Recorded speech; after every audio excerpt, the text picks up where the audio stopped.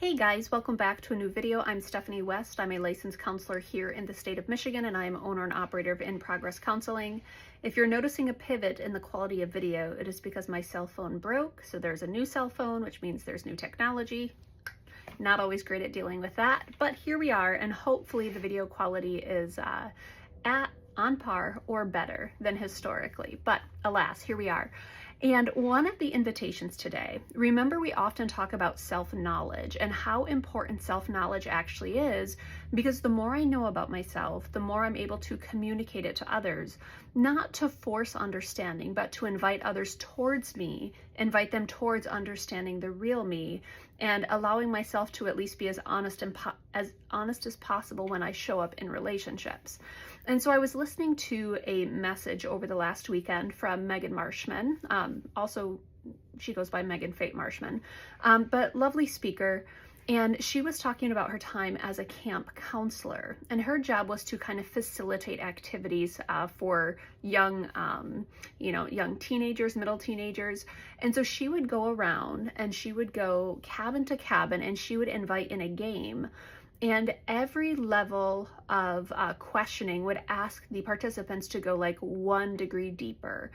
Those are my words, those aren't her words. But to lay the framework, she would ask one simple question. If people really knew me, they would know what about me? They would know blank, right?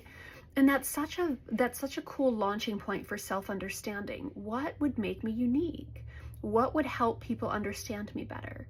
So one of the things I've talked about from Jump in the video series here is if people knew me, they would know that OCD is a kind of constant in my life. It's my stress barometer. The more I try to do environmental management, the more dysregulated I typically am. That's just really good information. So is it good? Is it bad? I don't know. It just is. So if people truly knew me, they would see me, go into kind of environmental management mode. That's just something that's true about me. Another thing that comes up that's actually quite entertaining. I was talking to one of my professors and I said, yeah, I can be a little type A. He said, I see you more as type AAA. I don't know what that means. I don't know if it's a compliment. I don't know if it's a referendum, but it's good that people know that I run a touch towards the more perfectionistic side, not because my ways are the best ways, but because if I can make order out of something and if I can make it as precise as possible, I'm going to stretch towards that. That's one of the things that just runs with me. And so when I'm doing a home renovation project, it's like the project's done when everything's put in its place. Anything short of that, the project has yet to be completed, right? So when I'm up close and personal to someone who does projects over days and days, I'm going to be a little bit, not dysregulated, that would be too strong of a word. I'm going to be a little bit aware of and sometimes even bothered by things not being done to completion. It's not good, it's not bad, although maybe for some people that's not their favorite feature of me, but if people knew me, they would know that about me. That's a very personal invitation to say, hey, my ways are just different and this is what my process looks like. And, love it or hate it, if Steph's coming into the picture, so is some of that type AAA-ness. So I would take that word back if I could. So is some of that OCD tendencies.